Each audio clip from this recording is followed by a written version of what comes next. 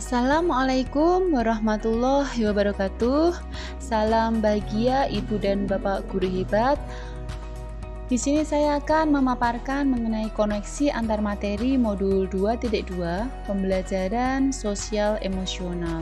Namun sebelumnya saya akan memperkenalkan fasilitator beserta pengajar praktik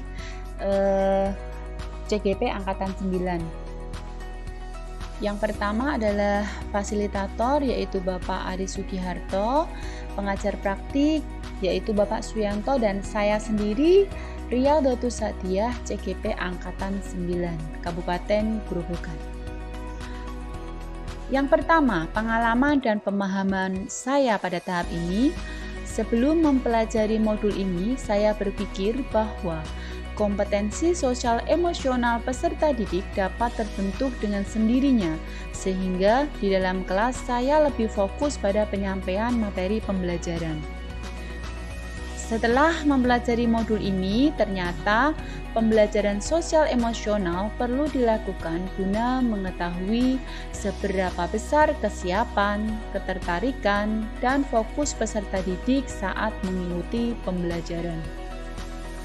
Yang kedua, berkaitan dengan kebutuhan belajar dan lingkungan yang aman dan nyaman untuk memfasilitasi seluruh individu di sekolah agar dapat meningkatkan kompetensi akademik maupun kesejahteraan psikologi, well-being. 3 hal yang mendasar yang penting saya pelajari adalah 1. 5 kompetensi sosial emosional, 2. Kesadaran penuh mindfulness, 3.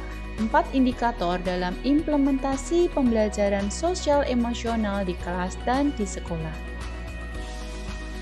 Adapun penjabarannya sebagai berikut. 1. Tentang 5 kompetensi sosial emosional, yaitu 1. Kesadaran diri, 2. Manajemen diri, 3. Kesadaran sosial, 4. Keterampilan berelasi, 5. Pengambilan keputusan yang bertanggung jawab. Penjabaran yang kedua, kesadaran penuh atau mindfulness, yaitu kesadaran yang muncul ketika seseorang memberikan perhatian secara sengaja pada kondisi saat sekarang, dilandasi rasa ingin tahu tanpa menghakimi dan kebaikan. Penjabaran yang ketiga tentang 4 indikator dalam implementasi pembelajaran sosial emosional di kelas dan di sekolah, yaitu 1. Pengajaran eksplisit, 2. Integrasi dalam praktek mengajar guru dan kurikulum akademik, 3. Menciptakan iklim kelas dan budaya sekolah, 4. Penguatan kompetensi sosial emosional pendidik dan tenaga kependidikan. Yang ketiga, berkaitan dengan nomor 2, perubahan yang akan saya terapkan di kelas dan di sekolah adalah bagi murid-murid, 1. Mengajak peserta didik untuk menghadirkan mindfulness dengan teknik stop. 2. Saya akan mengimplementasikan pembelajaran sosial emosional ke dalam konten dan strategi pembelajaran.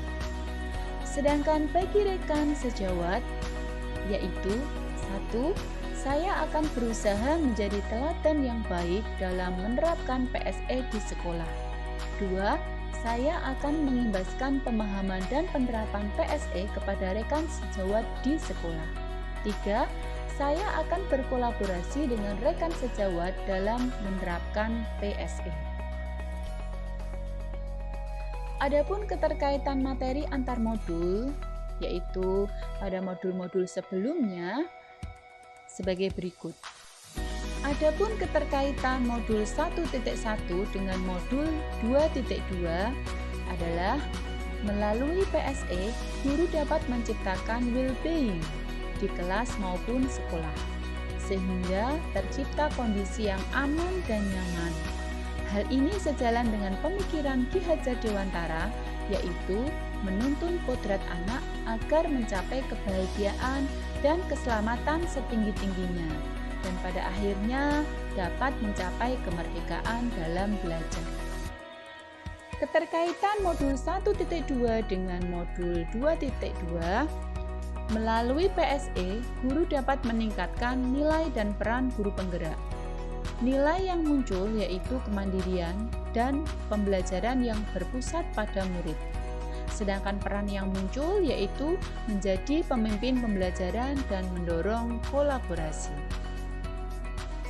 Keterkaitan modul 1.3 dengan modul 2.2 adalah melalui PSE, guru dapat membentuk murid yang religius, berkarakter, kreatif, cerdas, dan nasionalis sehingga terwujud profil pelajar Pancasila. Adapun keterkaitan modul 1.4 dengan modul 2.2 adalah melalui PSE, guru dan murid dapat memahami dan mengenali manajemen emosi masing-masing, berelasi, berkomunikasi dengan baik, serta mengambil keputusan dengan penuh tanggung jawab. Dengan demikian, disiplin positif akan terwujud sesuai dengan kesadaran diri yang ada. Nah, sekarang keterkaitan modul 2.1 dengan modul 2.2, melalui PSE, guru dapat melakukan pembelajaran dengan beberapa teknik, sehingga guru mampu menerapkan pembelajaran berdiferensiasi di kelas sesuai dengan kebutuhan belajar murid.